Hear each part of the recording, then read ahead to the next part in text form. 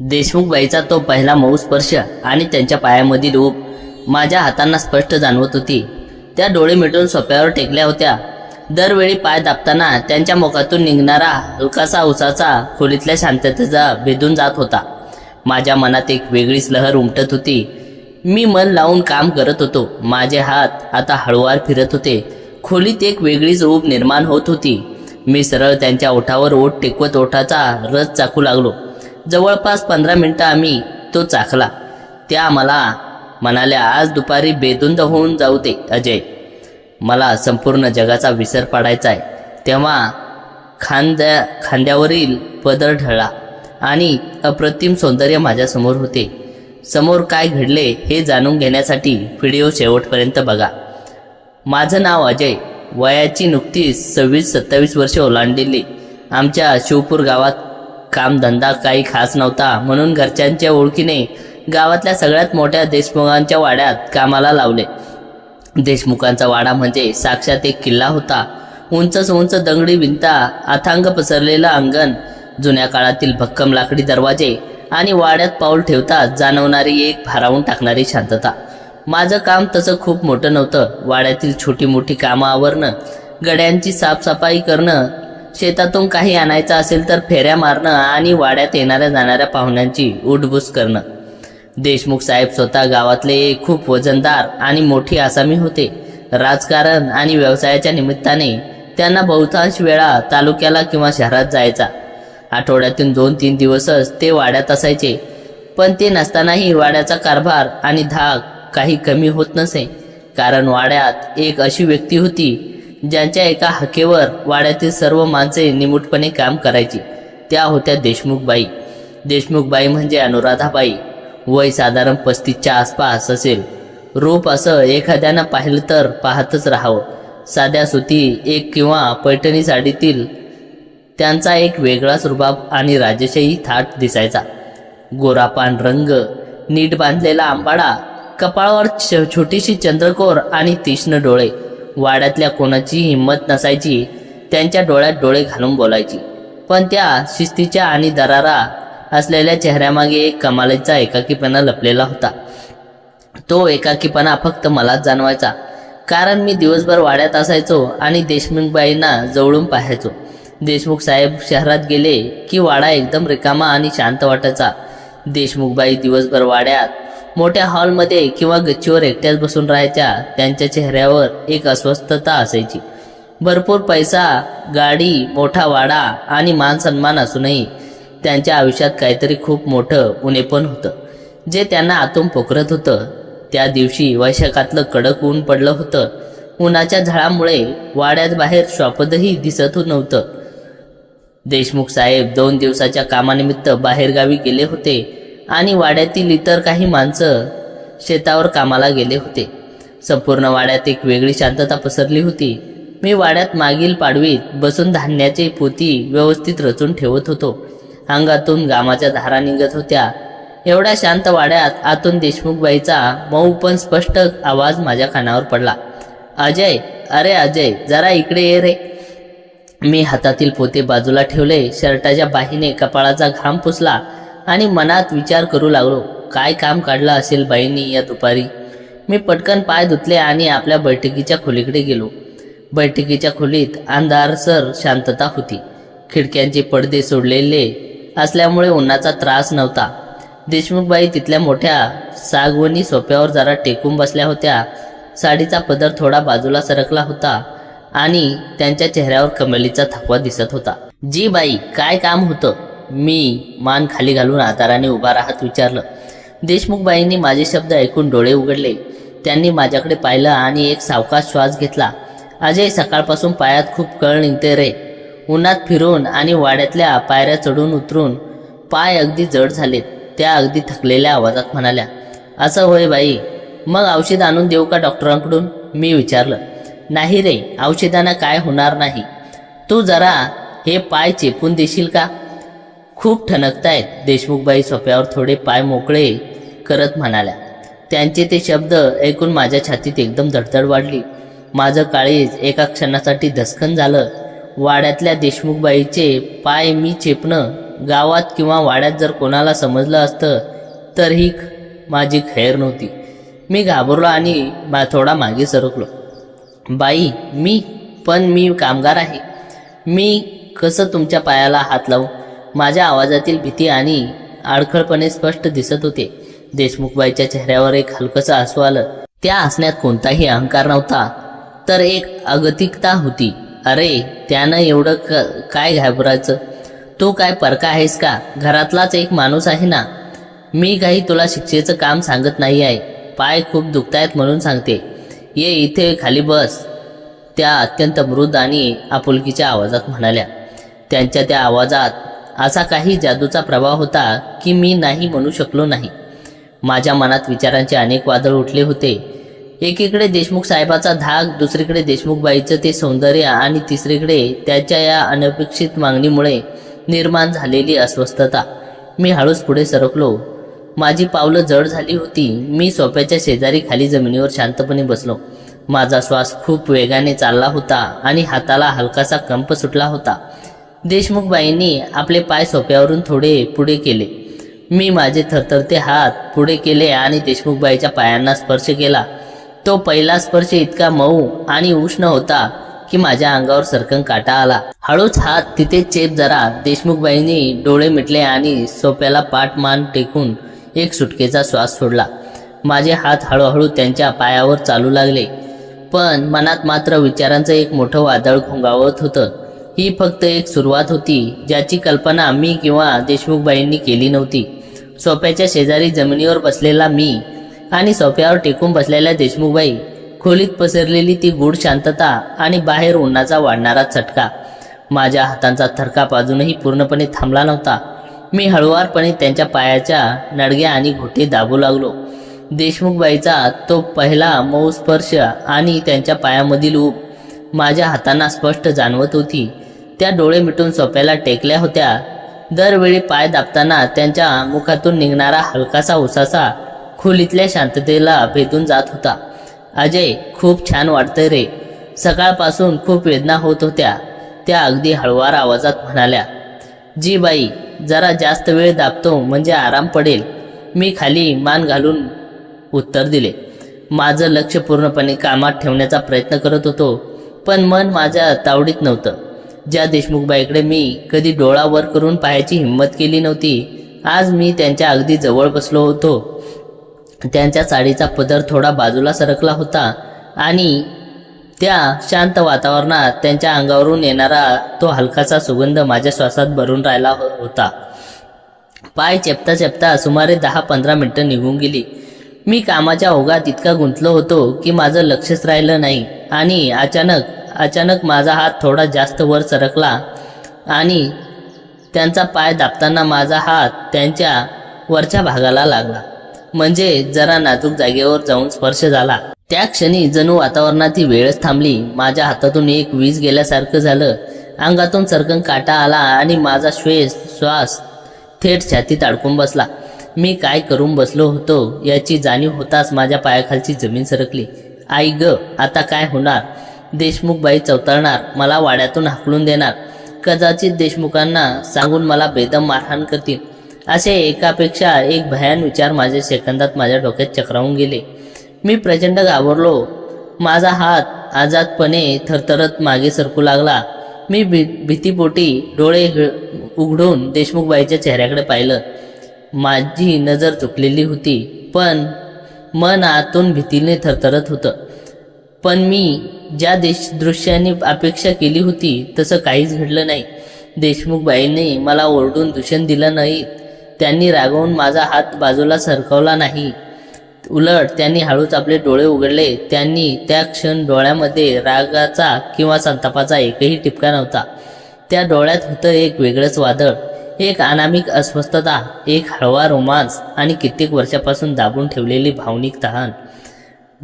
माझे मागे जाणारा थरथरता हात त्यांनी अगदी सहजतेने आपल्या नाजूक मऊ हाताने धरला. त्यांनी तो हात मागे जाऊ दिला नाही. उलट त्यांच्या हाताची पकड माझ्या हातावर थोडी घट्ट झाली. अजय, तू असा का घाबरतोस? देशमुखबाईंनी अगदी मंद, थरथरत्या आणि ओल्या आवाजात विचारलं. बाई, मला माफ करा. माझं लक्ष नव्हतं. चुकून माझा हात भीतीमुळे माझे शब्द ओठावरच अडकत होते. माझं हृदय इतक्या वेगाने धडधडत होतं की त्याचा आवाज मला स्वतःला ऐकू येत होता. देशमुखबाईंनी त्यांच्या दुसऱ्या हातांनी माझी हनवटी धरली आणि माझी मान हलकेच वर केली. आता माझी नजर थेट त्यांच्या डोळ्यांमध्ये होती. त्या अथांग डोळ्यात मला माझ्या अस्वस्थतेचे उत्तर सापडत होते. काही चूक झाली नाही अजय तुझ्याकडून, तू घाबरू नकोस, त्या माझ्या नजरेत पाहत म्हणाल्या. त्यांच्या चेहऱ्यावर एक असं मंद हसू होतं ज्याने माझ्या मनातील भीती एका क्षणात वितळून टाकली. पण बाई, देशमुख साहेब, मी अडखळत म्हणालो, या वाड्यात पैशाची कमी नाही अजय, माणसाची कमी नाही, पण इथे मनाला समजून घेणारा कोणी नाही. देशमुख साहेबांना त्यांच्या कामाशिवाय काही सुचत नाही. या मोठ्या वाड्यात भिंतीमध्ये मी फक्त शोभेची वस्तू बनून राहिली आहे. त्या एका साध्या दुःखी पण भावनिक स्वरात बोलत होत्या. त्यांच्या या शब्दामध्ये एवढं दुःख आणि एकाकीपणाचं वजन होतं की मला त्यांच्या मनापासून दया आली. त्यांच्या हातात असलेला माझा हात आता थरथरत नव्हता, तर तो हळूहळू स्थिर झाला होता. देशमुखबाईंनी माझा हात धरून तसाच आपल्या पायावर ठेवला. तुझ्या स्पर्शात मला आज कित्येक वर्षानंतर एक आपुलकी जाणवली अजय, एक जिव्हाळा वाटला. त्यांनी डोळे मिटून श्वास घेतला. त्या दुपारी वाड्यात, त्या शांत खोलीत एक चुकून झालेल्या स्पर्शाने आमच्या दोघातील भिंती कायमची पडून टाकली होती. तो स्पर्श फक्त शरीराचा राहिला नव्हता, तर दोन एकाकी मनांनी आणि तहानलेल्या मनांनी अनपेक्षित मिलाप होता. माझ्या मनात एक वेगळीच लहर उमटत होती. मी मन लावून काम करत होतो. माझे हात आता हळूवार फिरत होते. खोलीत एक वेगळीच ऊब निर्माण होत होती. मी सरळ त्यांच्या ओठावर ओठ टेकवत ओठाचा रस चाखू लागलो. जवळपास 15 मिनिटं आम्ही तो रस चाखला. त्या मला म्हणाल्या, आजची दुपार बेधुंद होऊन जाऊ दे अजय, मला संपूर्ण जगाचा विसर पडायचा. तेव्हा त्यांच्या खांद्यावरील पदर ढळला आणि अप्रतिम सौंदर्य माझ्यासमोर होते. माझे श्वास त्यांच्या सौंदर्याने तीव्र झाले होते. मी हळूच त्यांना मिठीत घेतले. तेव्हा आम्हाला संपूर्ण जगाचा विसर पडला होता. त्या दुपारी क्षण आम्ही हृदयात साठवून ठेवत होतो. देशमुखबाई या प्रेमासाठी कित्येक दिवसापासून आतुर होत्या, पण देशमुख साहेब सतत बाहेर राहत असल्यामुळे त्या वंचित राहत होत्या. त्या दुपारी आम्ही 3-4 वेळा एकमेकावर भरभरून प्रेम केलं. त्या दुपारी घडलेल्या या घटनेनंतर वाड्यातलं वातावरण माझ्यासाठी पूर्णपणे बदलून गेलं होतं. आधी ज्या वाड्यात वावरताना मला देशमुखांच्या नावाची भीती वाटायची, त्याच वाड्याची भीती आता मला एका अनोख्या आणि गूढ भावनावरच्या साक्षीदार वाटू लागल्या. दिवस सरत होते. देशमुखबाई आणि माझ्यातला तो गुपित स्पर्श आमच्या दोघांच्याही मनात कायमचा कोरला गेला होता. आता जेव्हा जेव्हा देशमुख साहेब कामानिमित्त तालुक्याला किंवा बाहेरगावी जायचे, तेव्हा वाड्यातील ती शांतता आम्हा दोघांनाही अस्वस्थ करायची. आमच्या आता शब्दापेक्षा नजरेची भाषा जास्त बोलू लागले होते. त्या मला एकदा साधं काम सांगताना सुद्धा त्यांच्या डोळ्यात एक वेगळीच आतुरता दिसायची आणि मीही त्यांची हाक ऐकताच नकळत त्यांच्याकडे ओढला जायचो. देशमुखबाईच्या त्या देखण्या रूपामागे एक प्रचंड मोठा एकाकीपणा लपलेला होता, जो मला आता स्पष्ट दिसत होता. देशमुख साहेबांसाठी वाडा, राजकारण आणि संपत्ती या पलीकडे काहीच नव्हतं. देशमुखबाईंना हवा असणाऱ्या गप्पा, प्रेमाचे 2 शब्द आणि हक्काची साथ या वाड्यात कधीच मिळाली नव्हती. त्या सोन्याच्या पिंजऱ्यात बंदिस्त असल्यासारख्या पाखरासारख्या होत्या आणि नकळत मी त्यांच्या एकाकी आयुष्यात प्रेमाचा, जिव्हाळ्याचा एक छोटासा किरण बनलो होतो. आषाढ महिन्यात दिवस सुरू झाले होते. दुपारपासून आकाशात काळेकुट्ट ढग जमा झाले होते. संध्याकाळ होता होता धो धो पाऊस कोसळू लागला.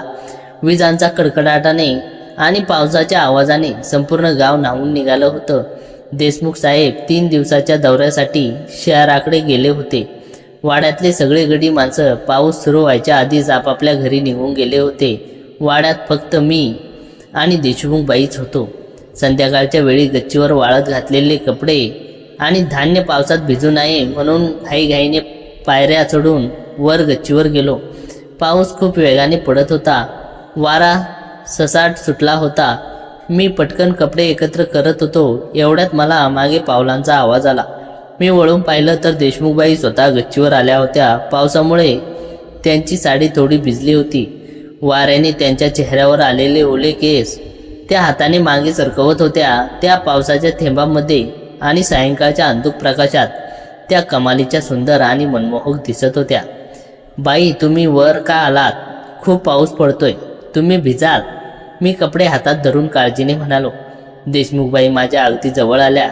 पावसाच्या थेंबाचा वर्षाव आमच्या दोघांवर होत होता. त्यांच्या चेहऱ्यावर राग नव्हता, तर एक अथांग शांतता आणि डोळ्यात वेगळीच अर्थता होती. भिजू दे ना अजय.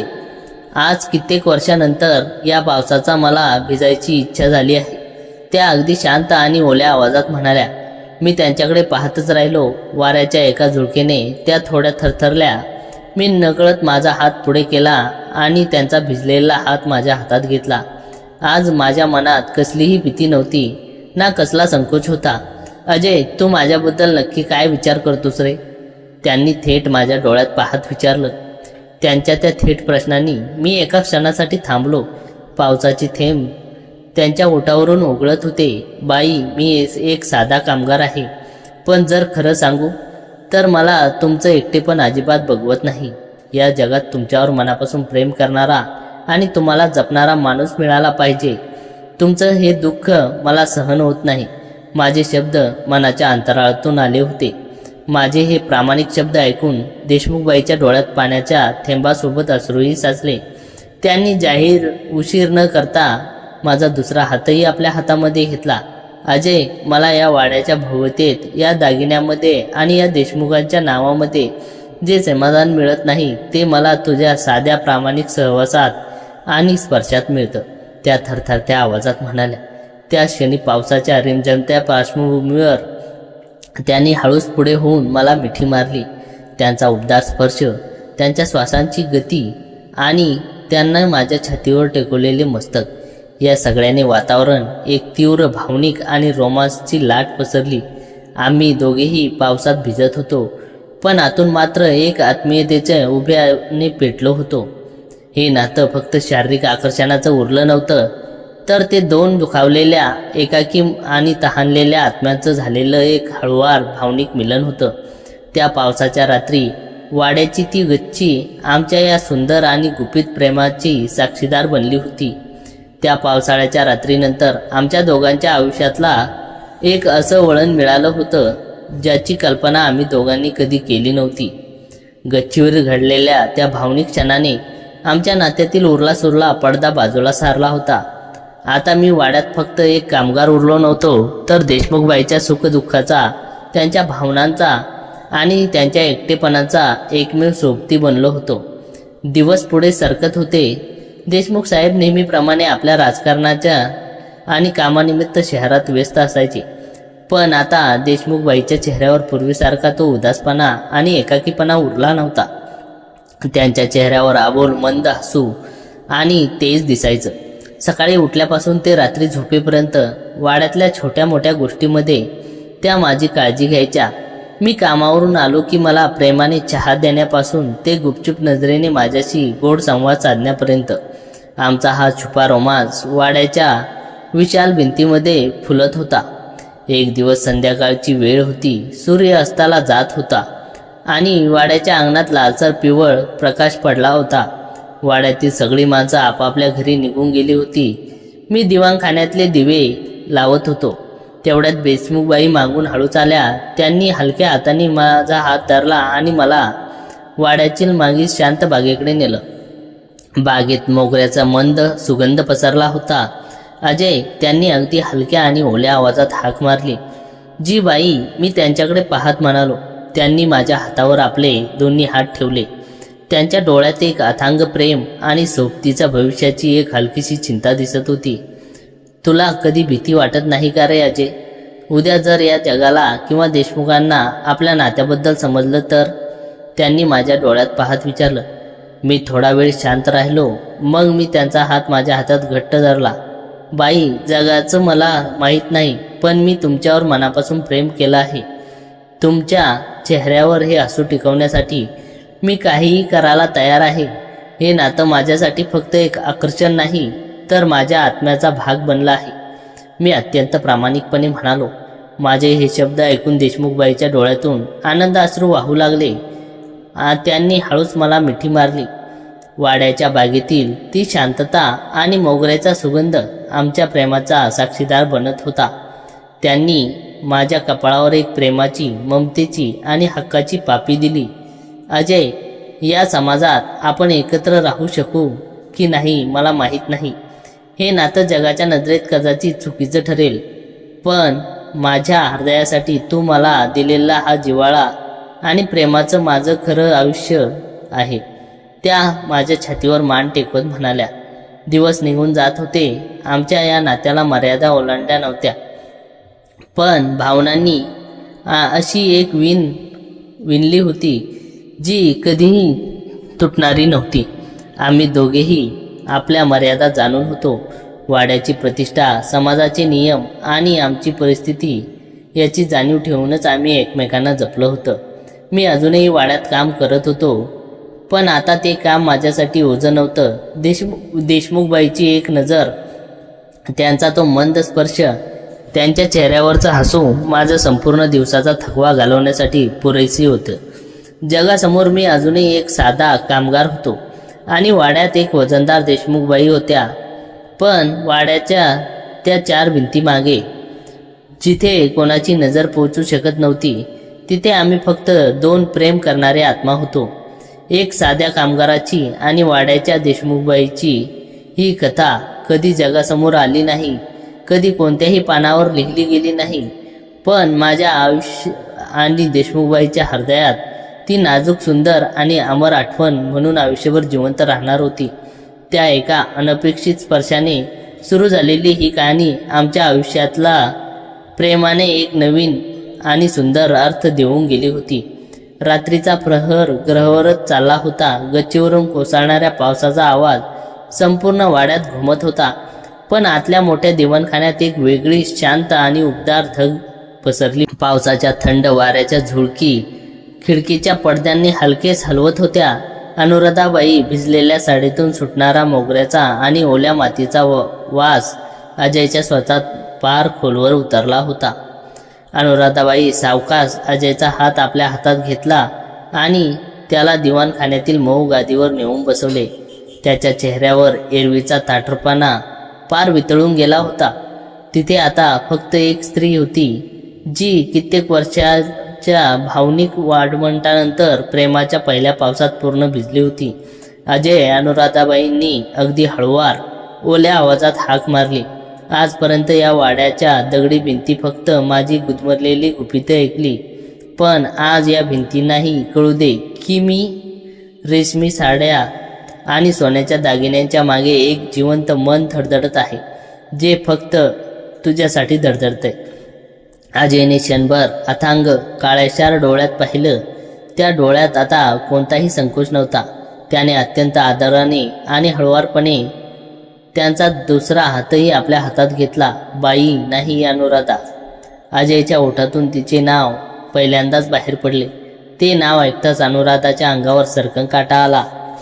पुन्हा म्हण तेच नाव, त्याचा श्वास रोखून म्हणाल्या अनुराधा. अजय हळूच पुटपुटला आणि तिचे दोन्ही हात आपल्या कपाळाला लावले. अनुराधाबाईंनी झुकून अजयच्या खांद्यावर आपली मान टेकवली. त्यांचा रेशमी ओल्या केसांची एक लट अजयच्या चेहऱ्यावर आली. अजयने थरथरत्या हाताने ती लट मागे सरकवली आणि तिच्या गालाला हलकाचा स्पर्श केला. तो स्पर्श इतका नाजूक होता की अनुराधाबाईंनी डोळे मिटून घेतले आणि एक सुटकेचा श्वास सोडला. दिवाणखान्यात लावलेल्या समईचा मंद प्रकाश त्यांच्या चेहऱ्यावर पडत होता. अनुराधाबाई अजयच्या छातीवर आपला हात ठेवला. त्याच्या हृदयाचा वेग चाललेले ठोके त्यांना आपल्या तळहातावर स्पष्ट जाणवत होते. तुझे हृदय खूप वेगाने धडधडते अजय, त्या मंद हसत म्हणाल्या.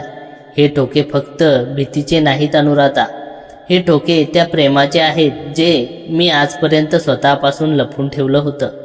मी एक साधा कामगार आहे, पण या क्षणी या जगातील सर्वात श्रीमंत माणूस वाटतोय, अजय भावुक होऊन म्हणाला. अनुराधाबाईंनी डोळे उघडून त्याच्याकडे पाहिले. त्याच्या डोळ्यातून प्रेमाची एक उघडलेली धार अजयच्या हातावर पडली. पैसा आणि सत्ता माणसाला सुख देईलच असं नाही अजय. मला या वाड्यात सगळं मिळालं, पण हक्काची मिठी आणि नजरेतील आपुलकी कधीच मिळाली नाही. आज तुझ्या या साध्या स्पर्शाने मला माझं अस्तित्व परत मिळवून दिलं आहे. त्यांनी हळूच अजयच्या मानगुटीभोवती आपले मऊ हात गुंफले आणि त्याला स्वतःकडे ओढले. त्याच्या श्वासांची ऊब अजयच्या चेहऱ्यावर जाणवू लागली. अजयनेही सर्व संकोच सोडून देऊन तिला आपल्या कवेत घेतले. पावसाच्या त्या तुफान रात्री वाड्याच्या 4 भिंतीच्या आड 2 एकाकी आत्मे एकमेकात पूर्णपणे विलीन झाले होते. बाहेर पाऊस अजूनही कोसळत होता, पण आत मात्र 2 हृदयांच्या स्पंदनांचे एक मंद मधुर संगीत वाजत होते. ज्या संगीताची आठवण त्या दोघांच्या आयुष्यात कायमची कोरली जाणार होती.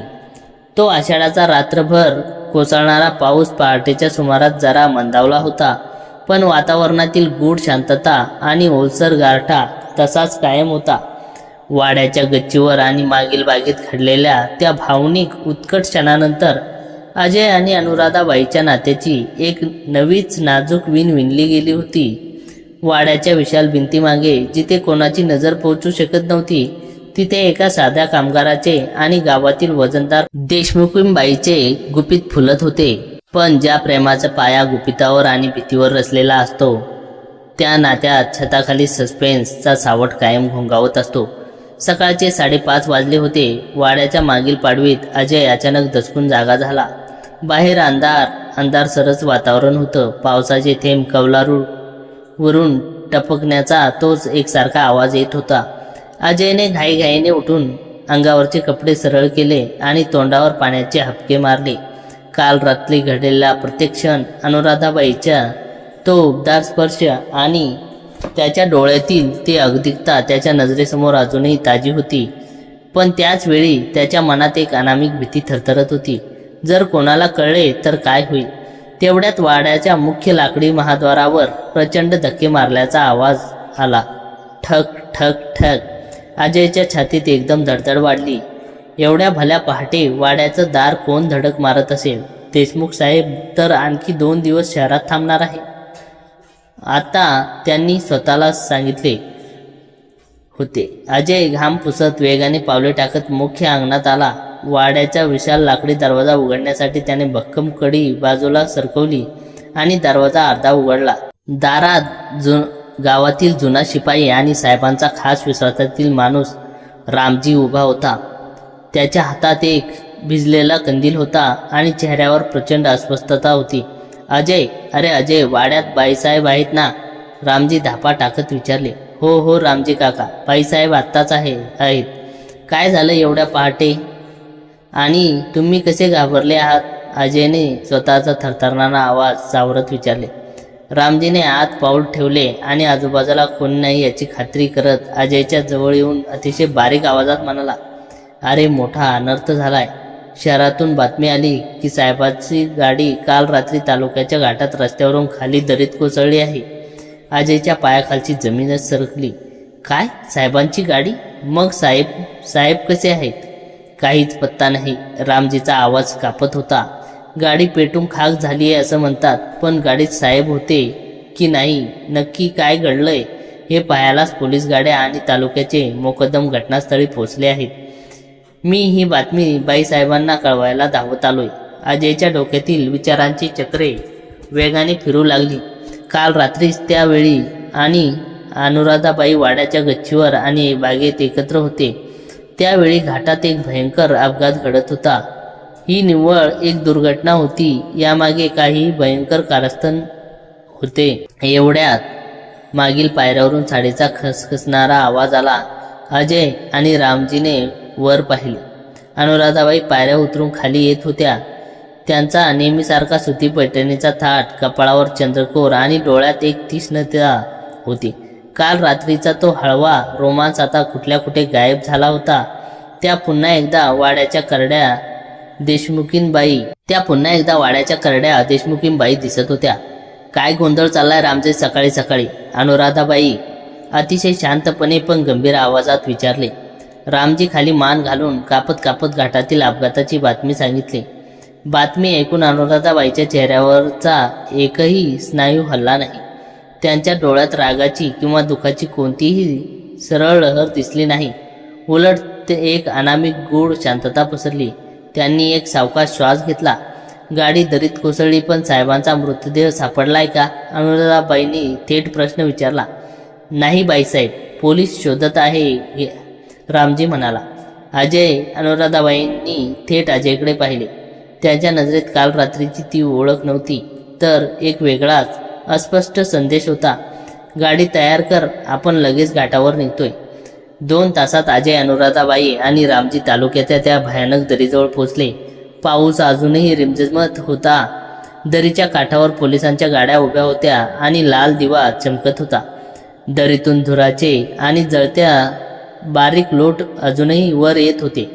तालुक्याचे पोलीस निरीक्षक इन्स्पेक्टर राठोड तिथे उभे होते. अनुराधाबाईंना पाहताच त्यांनी आपली टोपी काढली आणि आदराने पुढे आले. बाईसाहेब, खूप वाईट घटना घडली आहे, इन्स्पेक्टर राठोड म्हणाले.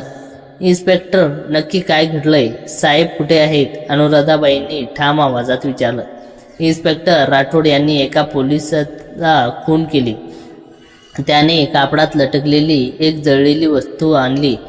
राठोड यांनी कापड बाजूला केलं. ती देशमुखांची खास सोन्याची अंगठी आणि त्यांच्या हातातील घड्याळ होतं, जे आगीत अर्धवट जळाले होतं. आम्हाला गाड्यांचा सांगाडा, जवळ आणि अंगठी आणि जळलेले अवशेष सापडले आहेत, राठोड गंभीर आवाजात म्हणाले. प्रथमदर्शी हा अपघात वाटतोय. गाडीचं ब्रेक फेल झाले असावेत आणि गाडी थेट दरीत कोसळून तिच्यात स्फोट झाला असावा. अजय बाजूला उभा राहून सर्व काही पाहत होता, पण त्याचे बारकाईने निरीक्षण चालू होते. देशमुखाची गाडी म्हणजे एक भक्कम महागडी इम्पोर्टेड गाडी होती. तिचे ब्रेक अचानक कसे फेल होऊ शकतात? आणि सर्वात महत्त्वाची गोष्ट, देशमुख साहेब शहरातून एकटे कधीच प्रवासात निघत नसतात. त्यांच्यासोबत त्यांचा विश्वासू ड्रायव्हर रग्या नेहमी असायचा. इन्स्पेक्टर, ड्रायव्हरला रग्याला मृतदेह कुठे आहे? अजयने अचानक मध्येच विचारले. इन्स्पेक्टर राठोड यांनी अजयची एक तुच्छ नजरेने पाहिले आणि म्हणाले, तू कोण? हा वाड्यातला आमचा माणूस आहे इन्स्पेक्टर, अनुराधाबाईंनी मध्येच हस्तक्षेप केला. अजय योग्य विचारतोय, ड्रायव्हर कुठे आहे? ड्रायव्हरचा काहीच पत्ता नाही बाईसाहेब, राठोड म्हणाले. कदाचित गाडी दरीत कोसळण्यापूर्वीच त्याने उडी मारली असावी किंवा त्याचा मृतदेह वाहून गेला असावा. आम्ही शोध घेत आहोत. त्या क्षणी अजयच्या नजरेला दरीच्या काठावर झाडीत अडकलेला एक चमकणारा तुकडा दिसला. पोलिसांचे लक्ष नसताना अजयने हळूच मागे सरकला आणि त्याने झाडीत हात घालून ती वस्तू उचलली. ती एक महागडे सिगारेट लायटर मोडलेली झाकणी होती. अजयच्या पोटात भीतीचा गोळा आला, कारण देशमुख साहेब कधीही सिगारेट पित नसत. वाड्यात सिगारेट ओढणाऱ्यावर कडक बंदी होती. मग दरीच्या अगदी काठावर, जिथे गाडी दरीत जाण्यापूर्वी थांबली असावी, तिथे एक लायटर कुठून आली? याचा अर्थ गाडी अपघाताने खाली गेली नव्हती, तर ती दरीत ढकलली गेली होती. साहेबांच्या अपघाताची बातमीने संपूर्ण गाव खळबळ उडाली. वाड्यात लोकांची ये-जा सुरू झाली. पण देशमुख साहेबाचा मृतदेह पूर्णपणे ओळखण्यापलीकडे जळालेला असल्यामुळे अंत्यसंस्कार सोपस्कार उरकण्यात आले. वाड्यावर एक भीषण शांत शोककळा पसरली होती. दिवस निघून जात होते, पण अजयच्या मनातील अस्वस्थता वाढतच होती. तो जेव्हा जेव्हा अनुराधाबाईकडे पाहायचा, त्याला त्याच्या चेहऱ्यावर साहेबांच्या जाण्याचे कोणतेही दुःख दिसत नव्हते. उलट त्यांच्या वागण्यात एक वेगळाच आत्मविश्वास आणि काहीतरी लपवल्याची भीती दिसत होती. एका रात्री 12 वाजेच्या सुमारास संपूर्ण वाडा झोपलेला असताना अजयच्या वाड्याच्या जुन्या तळघराच्या दिशेने कोणाची तरी पाऊले वाजल्याचा आवाज आला. वाड्याचे हे तळघर कित्येक वर्षापासून बंद होते. तिथे जुनी नाणी, जुने हत्यारे आणि वाड्याची कागदपत्रे ठेवली जायची. अजयने हातात बारीक बॅटरी घेतली आणि पावलांचा आवाज न करता तळघराच्या पायऱ्या उतरू लागला. तळघराच्या दरवाजातून दिव्यांचा पिवळसर प्रकाश बाहेर येत होता. अजयने दरवाजाच्या फटीतून आत डोकावले आणि जे दृश्य त्याने पाहिले ते पाहून त्याचा श्वास थांबला. तळघरात अनुराधाबाई उभ्या होत्या आणि त्यांच्या समोर खुर्चीवर एक माणूस बसला होता. त्याचा चेहरा अंधारात होता. तो माणूस सिगारेट ओढत होता. लायटर प्रकाशात त्या माणसाचा चेहरा क्षणभर चमकला. तो ड्रायव्हर रग्या होता. बाईसाहेब, काम फत्ते झालंय, रग्या कर्कश आवाजात हसत म्हणाला. गाडी दरीत ढकलून मी ब्रेक फेलचा बनाव केला. साहेबांचा खेळ कायमचा संपलाय. अनुराधाबाईंनी आपल्या साडीच्या पदरातून नोटाचे एक मोठे पाकिट काढले आणि रग्यासमोर फेकले. हे तुझे उरलेले पैसे, अनुराधाबाई थंड आवाजात म्हणाल्या. आता या गावातून आणि या तालुक्यातून गायब हो. जर तू पुन्हा इथे दिसलास किंवा कोणासमोर तोंड उघडलास तर लक्षात ठेव, साहेबांपेक्षा मी जास्त भयंकर आहे. चिंता करू नका बाईसाहेब, पण एक सांगतो, त्या साध्या कामगारावर, त्या अजयवर जास्त विश्वास ठेवू नका. तो काल घाटावर खूप लक्ष देऊन पाहणी करत होता. रग्या म्हणाला. अजयची काळजी तू करू नकोस, मी माझ्या मुठीत आहे, तो माझ्या मुठीत आहे. अनुराधाबाई ओठावर एक थंड कारस्थानयुक्त हसू आलं. त्यांना वाटतंय की मी त्याच्या प्रेमात पडले आहे. त्याच्या त्या भाबड्या प्रेमाचा वापर करून मी त्याला वाड्याच्या कामात गुरफटून ठेवलं आहे, जेणेकरून माझ्यावर कोणाचा संशय येणार नाही. फटीतून हे ऐकणारा अजय थिजून गेला. त्याच्या पायाखालची जमीन जणू 1000 फूट खाली खचली. काल रात्रीचा तो मऊ स्पर्श, त्या पावसातील मिठी, अनुराधाबाईचे डोळ्यातील अश्रू, तुझ्या स्पर्शात मला आपुलकी वाटते, हे सर्व शब्द सगळा बनाव होता, एक खेळ होता. अनुराधाबाईंनी स्वतःच्या पतीचा खून करण्यासाठी आणि स्वतःचे साम्राज्य निष्कंटक करण्यासाठी अजयचा एक मोहरा म्हणून वापर केला होता. आजीच्या डोळ्यातून घाम आणि अश्रू एकत्र वाहू लागले. त्याला प्रचंड राग, दुःख आणि भीती एकाच वेळी जाणवू लागली. तो मागे सरकून लागला, पण दुर्दैवाने त्याचा पाय पायरीवर असलेल्या एका जुन्या लाकडी पेटीला लागला. कडकडाट. तळघरातील प्रकाश अचानक बंद झाला. कोण आहे तिथे? रग्याचा ओरडण्याचा आवाज आला आणि पिस्तूल लोड केल्याचा धाडकन आवाज झाला. अजयने मागे न पाहता अंधारात पायऱ्यावरून थेट वरच्या दिशेने धाव ठोकली. त्याच्या हृदयाची धडधड इतकी तीव्र होती आणि त्याला स्वतःचा श्वास गुदमरल्यासारखा वाटत होता. तो वाड्याच्या मागील पडवीत आला आणि अंधारात लपून बसला. काही सेकंदात तळघराचा दरवाजा उघडला. रग्या हातात पिस्तूल घेऊन बाहेर आला. त्याच्या मागे अनुराधाबाई होत्या. कोणीतरी ऐकलंय बाईसाहेब, नक्कीच तो अजय असणार, रग्या दात ओठ खात म्हणाला. अनुराधाबाईंच्या चेहऱ्यावर शांतपणा आता पूर्णपणे गायब झाला होता. त्यांच्या नजरेत एक भयंकर हिंस्र क्रूरता आली होती. जर तो अजय असेल तर जिवंत राहता कामा नाही रग्या. अनुराधाबाई अगदी थंड, क्रूर आवाजात म्हणाल्या. शोधा त्याला, वाड्याच्या बाहेर जाण्यापूर्वीच त्याचा गेम उरका. अजय अंधारात लपून हे सर्व ऐकत होता. ज्या स्त्रीवर त्याने मनापासून प्रेम केलं, ज्या स्त्रीचा त्या एका हाकेसाठी तो काहीही करायला तयार होता, ती स्त्री आज त्याला जिवंत मारण्याचा हुकूम देत होती. वाड्याचा भयंकर सस्पेन्स आता उघड पडला होता. अजय आता एका अशा जाळ्यात अडकला होता जिथून बाहेर पडण्याचा मार्ग फक्त एकाच गोष्टीकडे जात होता, जीव वाचवून पळणे किंवा या भयंकर कारस्थानाचा पर्दाफाश करणे. अजयने अंधारातच स्वतःच्या हाताची मूठ घट्ट आवळली. भीतीची जागा आता तीव्र आक्रोशाने आणि बदल घेणाऱ्या निधड्या जिद्दीने घेतली होती. वाड्याची ही रात्र आता फक्त प्रेमाची राहिली नव्हती, तर एक भयंकर अस्तित्वाच्या आणि सुडाची लढाईची सुरुवात होती. तर मित्रांनो, कथा कशी वाटली कमेंटमध्ये नक्की सांगा आणि कथेचा पुढचा भाग ऐकण्यासाठी कमेंटमध्ये पुढचा भाग असं लिहा.